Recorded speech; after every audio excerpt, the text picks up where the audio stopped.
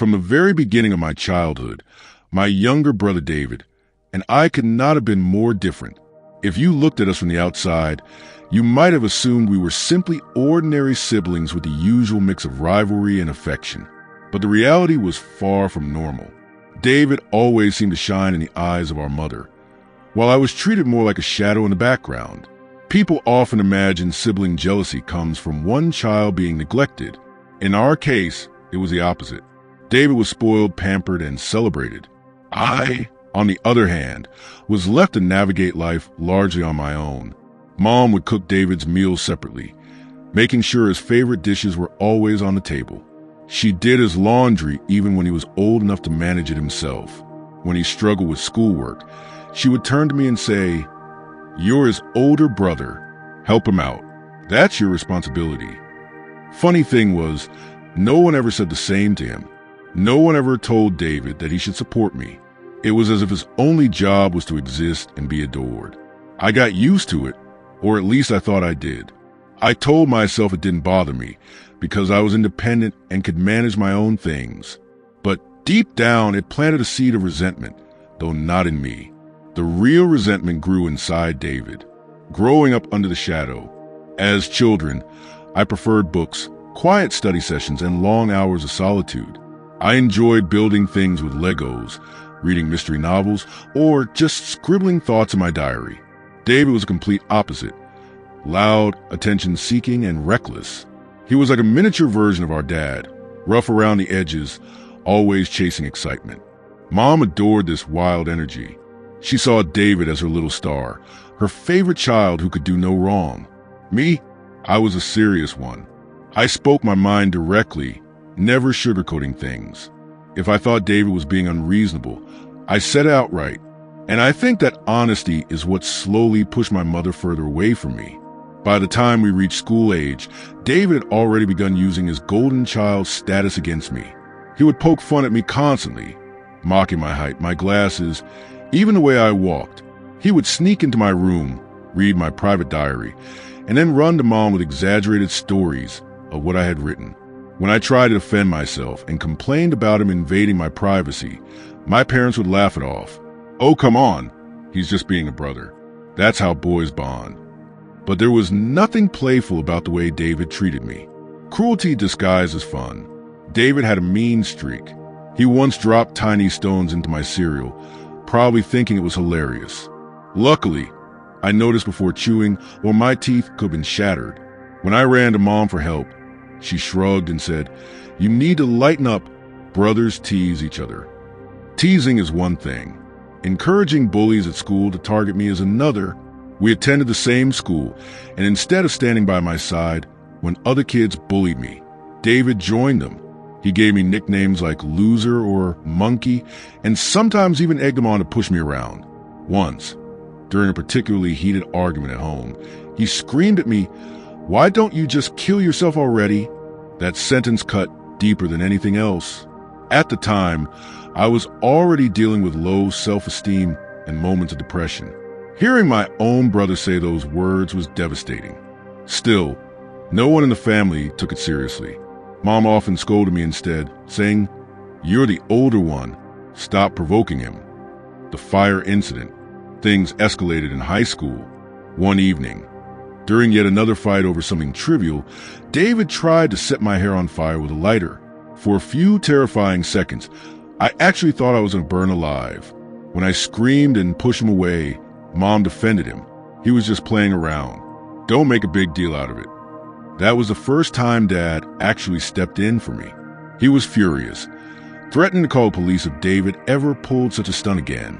It was the first real consequence David had ever faced, and the shock on his face told me he wasn't used to being held accountable. That night, Dad came to my room and told me something I never expected to hear. "I kept waiting for your brother to grow out of this behavior, but now I see he's becoming a bully. I should have intervened sooner." I almost cried. For years, I thought Dad didn't notice or didn't care. But hearing him acknowledge my suffering was validating. The very next day, Dad marched into school and confronted the principal about the bullies who tormented me. Soon after, he enrolled me in an MMA program at a local gym. You need to learn how to stand up for yourself, he told me. At first, the idea of me, the quiet, nerdy kid, learning to fight seemed absurd. But I threw myself into training. Between schoolwork and MMA practice, my schedule was full, but I was determined. Over time, my body grew stronger, my confidence sharper. The first fight back, the real test came when David stole my pocket money one afternoon. I had been saving it for months, only for him to sneak into my room and take it.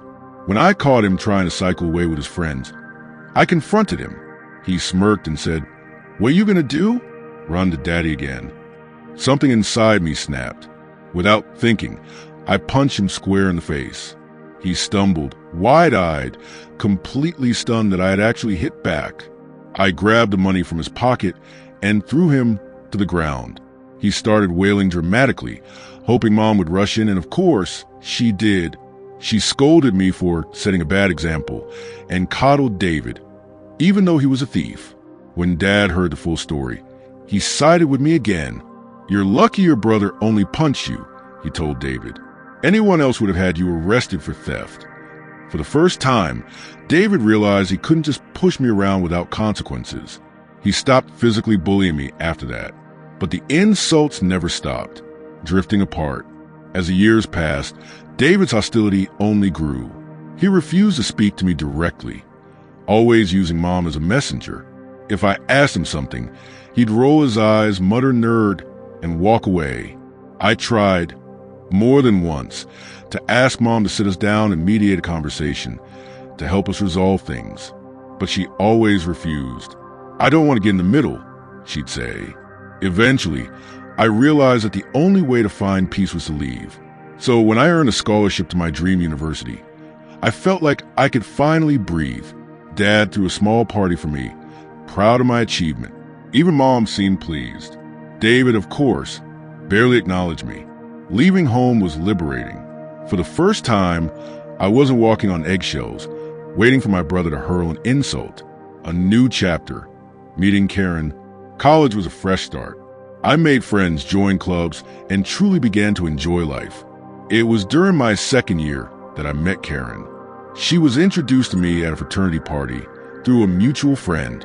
From the very beginning, we clicked. She had a warmth and charm that pulled me in. We started dating, and though we came from different backgrounds, we fit together easily. My family came from a more traditional mindset, where having children before marriage was frowned upon. So when Karen and I found out she was pregnant during our final year, we made the decision to marry right after graduation. The wedding was small, simple, but filled with joy. Both of our parents were supportive, and for the first time in years, I felt genuinely happy. Karen was everything I wanted. My best friend, my confidant, and the woman I want to grow old with. At least, that's what I thought back then. Married life and first cracks. When Karen and I first settled into married life, I felt like the luckiest man alive. I had a supportive wife, a child on the way, and a promising career path after graduation. Despite my rocky past with family, I believe I was finally moving into a future filled with stability and happiness. Karen was everything I ever wanted: beautiful, funny, caring, and someone who made me feel valued. She often told me how lucky she was to have found a husband who was loyal and responsible. I thought our foundation was solid. But life has a way of throwing curveballs. In the early years of our marriage, things seemed fine on the surface. But beneath that surface, cracks began to form. Karen was more social, always surrounded by friends or colleagues, while I leaned toward quiet evenings at home. She craved excitement. I was content with calm. I noticed her late nights at work, her excuses for sudden trips, and the way she seemed distracted even when we were together. At first, I brushed it off, telling myself I was being paranoid. After all, I trusted her completely. The first betrayal. The truth hit me like a punch to the gut. I discovered that Karen had been involved in an on-and-off affair with a married coworker. It had lasted for years, beginning not long after our wedding. When I confronted her, she broke down crying, swear it was a mistake, blaming stress, immaturity, and a moment of weakness. I was devastated. The woman I had built my life around had chosen someone else behind my back. But despite my pain, I decided to forgive her. Why? Because I wanted my child to grow up in a complete family. I told myself we could rebuild trust, that people make mistakes, and that love could survive even betrayal. For a while it worked, or so I thought. We patched things up, moved forward, and I convinced myself we were stronger. The second betrayal. Years later, it happened again. This time, with an old boyfriend she reconnected with while visiting her family. It was short, but it shattered me nonetheless. Once again, I was faced with a choice, walk away or try again. And once again, I chose forgiveness. My reasoning was the same. Our child didn't deserve to grow up in a broken home. Looking back now, I realize how naive I was.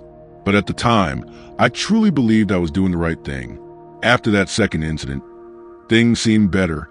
Karen assured me she had learned her lesson. She promised she was done with reckless choices and wanted nothing more than to be a good wife and mother. I wanted to believe her, so I did. The revelation that changed everything. For nearly 4 years, life seemed stable. I thought we had finally moved past the storms. Then one evening, Karen sat me down with a serious look on her face. Her words were calm, almost attached. I need to tell you something. There's a chance our son isn't yours. The room seemed to spin. My heart dropped. I couldn't process it. What do you mean? I asked, my voice trembling. She explained that years ago, during one of our visits home, she had slept with David, my own younger brother. At first, I thought I misheard. David? The same brother who spent his childhood tormenting me? The same brother who hated me for no reason? My wife was saying she had an affair with him? I wanted to scream, to deny it, to believe it was some twisted joke. But Karen's eyes told me it was the truth. She confessed that when I had introduced her to my family, she noticed how cold David was toward me. Out of sympathy, or maybe curiosity, she started spending time with him. She thought if she could help mend our relationship, things might improve. But instead of bridging the gap, she and David formed a secret bond. They spent more time together, played games, and talked. At some point, harmless conversations turned into flirtation. Flirtation turned into something far worse. The betrayal with David. Karen admitted that she and David crossed the line one night during the holidays. She claimed it was a moment of weakness, that she felt guilty afterward. And that's why she cut the trip short and left earlier than planned. 2 weeks later, she discovered she was pregnant. She told me she wasn't sure if the child was mine or David's. But when it came down to choosing, she stayed with me. Her reasoning? I was the dependable one. I was a safe choice. Hearing that felt like a dagger straight to the heart. My marriage, my child, my entire life, it was all built on lies. I asked her if this was a one-time thing. Her hesitation said it all. Eventually, she admitted that she and David had stayed in touch for years. They met in secret, lied to me about business trips, and continued their affair. Half the time, she claimed to be working late. She was with him. I couldn't breathe. The image of the two people closest to me, my wife and my brother, betraying me together was too much to bear. The breaking point. I told Karen I was done. I couldn't forgive this. Not after everything. She cried, begged, and pleaded. If you love me, you'll fight for me. Couples go through rough patches. Mistakes happen in marriages, she said. Her words fell hollow. This wasn't a mistake. It was a years-long choice. When I calmly began packing my things, she switched tactics. Think of our son. Do you want him growing up in a broken home? He needs you. Her words twisted inside me. I wanted to be there for my child. But now I wasn't even sure he was mine. When I said that out loud, she broke down even more, accusing me of cruelty. But the truth was, the cruelty had been hers all along. For years, I forgave her. For years, I gave her chances. And this was how she repaid me, by sleeping with my brother. That night, I walked out. I checked into a hotel, leaving her sobbing on the doorstep, confronting the family. The next day, I went straight to my parents. I laid everything bare. The years of secret affairs, the possibility that my son wasn't mine, and the ultimate betrayal by David. At first, Mom refused to believe it. My David would never do that to his brother, she insisted. but I was determined to prove it. So I called David in front of them, putting him on speaker. When I confronted him, he denied it at first, but when I told him Karen had already confessed, he switched to blaming her. She's characterless. It wasn't my fault. Women are just drawn to me. I'm the better-looking brother. His arrogance disgusted me, but his words confirmed everything. Dad, who had been silent, finally spoke up. His voice was filled with disappointment I had never heard before. You didn't just betray your brother, David. You betrayed this entire family.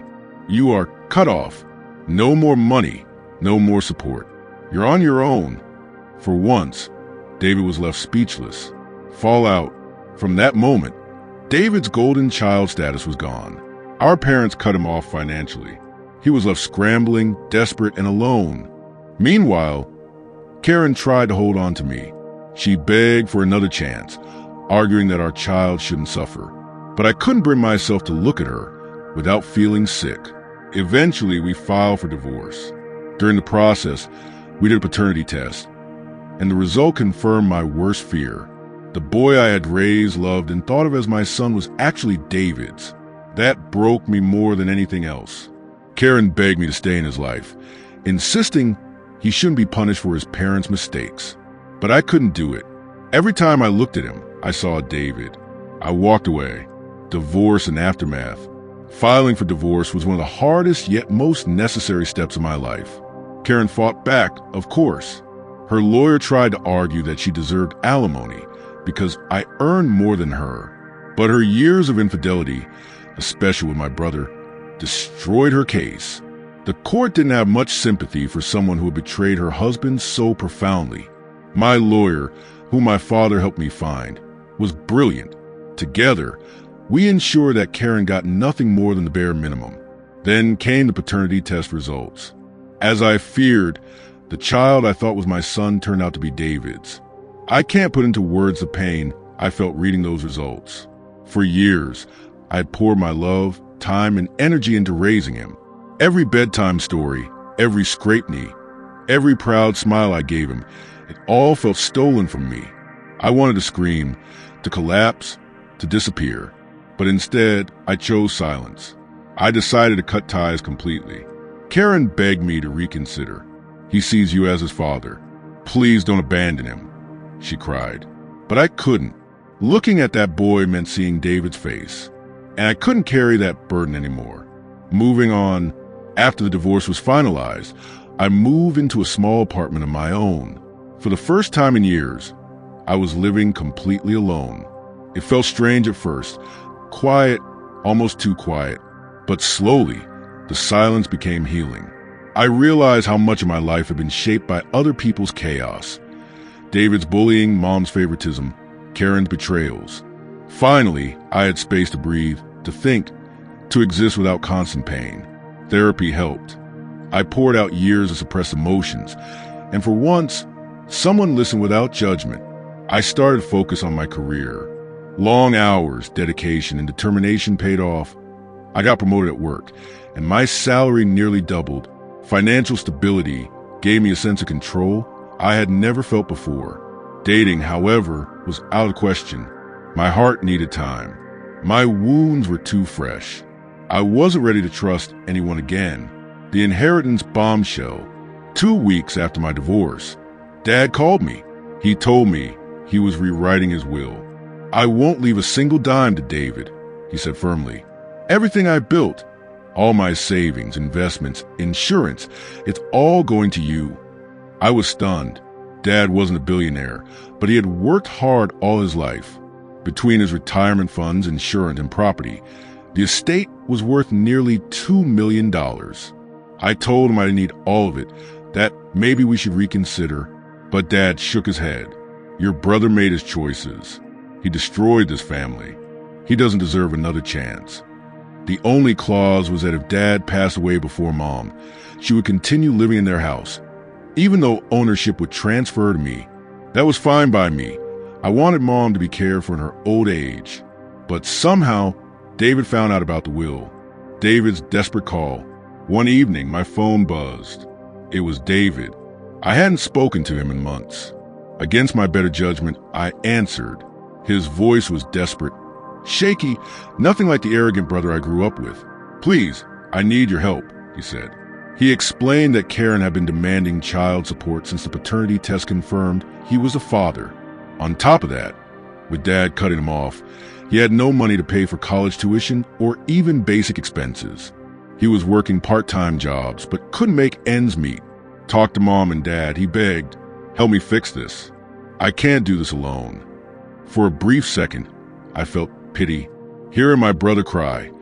It was something I hadn't experienced since we were kids. But then I remembered everything. The bullying, the cruelty, the betrayal with my wife. I laughed bitterly. "You should have thought about that before sleeping with my wife and getting her pregnant." He tried to argue, saying Karen was just as guilty. I didn't deny that, but I reminded him that I had divorced her, meaning she was now his problem. "You chose this path, David," I said coldly. "Now live with the consequences." When he realized I wasn't going to help, his voice cracked. He shouted, cried, pleaded, but I stayed firm. Finally, I told him, "You're no longer my brother. Don't ever call me again." And I hung up. No contact with Henry. Many people later asked me why I cut off contact with Henry, the boy I once thought was my son. Some even called me cruel. I need people to understand this isn't a simple stepfather situation. I was lied to for years, led to believe he was my biological child, only to find out he was my brother's. Every time I looked at Henry, I saw David, and I couldn't bear it. More importantly, I didn't want Karen anywhere near my life again. If I stayed connected to Henry, she would always find a way back in. I needed distance for my sanity, for my healing. It wasn't Henry's fault. I know that, but I had to walk away. Mom's betrayal. Later, I discovered how David had learned about Dad will. It was Mom. She couldn't stand seeing David suffer, so she secretly told him, hoping I would forgive him if I knew he was struggling. When I confronted her, she broke down. "Haven't you punished him enough? He's learned his lesson. He's still your brother." Dad overheard the conversation. His face turned red with anger. "If you think what David did is forgivable," he told her, "then maybe we shouldn't be married anymore, because I will never forgive that betrayal." Mom went silent after that. She realized Dad was dead serious. From that day forward, she kept her distance from David too. 5 months later, it's been 5 months since all this happened. My relationship with Dad has never been better. We go golfing every weekend, laugh together, and talk like old friends. He treats me less like a son and more like a trusted companion. Mom, though she still misses David, hasn't reached out to him again. She knows the risk of losing Dad if she does. As for David, the last I heard was through a cousin. He had dropped out of college because he couldn't afford tuition. He was working part-time as a mechanic, struggling to make ends meet. He and Karen were living together, raising Henry as their own. In a way, it's fitting. The two people who betrayed me most ended up with each other. They deserve each other. Meanwhile, my life has taken a positive turn. My career is flourishing, my finances are stable, and I'm finally finding peace. I haven't dated anyone yet. I'm still healing, but I know the future holds possibilities. For the first time in my life, I'm not trapped by someone else's chaos. I'm free. And so, my friends, this chapter finally comes to close. You've just heard one of the most heartbreaking, complicated, and eye-opening family stories you'll ever come across. From childhood rivalry and parental favoritism, to betrayal, broken trust, divorce, and finally, the collapse of relationships that were supposed to last a lifetime. This journey has shown us just how fragile family bonds can be. What began as a simple story of two brothers turned into a tale of jealousy, cruelty, and unimaginable betrayal. One brother, constantly overshadowed and mistreated, grew up carrying scars that never fully healed. The other, raised as a golden child, used his privilege recklessly until it destroyed not only his life, but also his family's trust forever. And then, at the center of it all, stood a marriage built on shaky ground. Promises were broken, loyalty was tested, and in the end, the truth shattered everything. Imagine believing for years that you are a father, only to discover the child you loved wasn't yours. Imagine realizing the betrayal didn't just come from your spouse, but from your very own sibling. It's a story that forces us to ask tough questions. What does forgiveness really mean?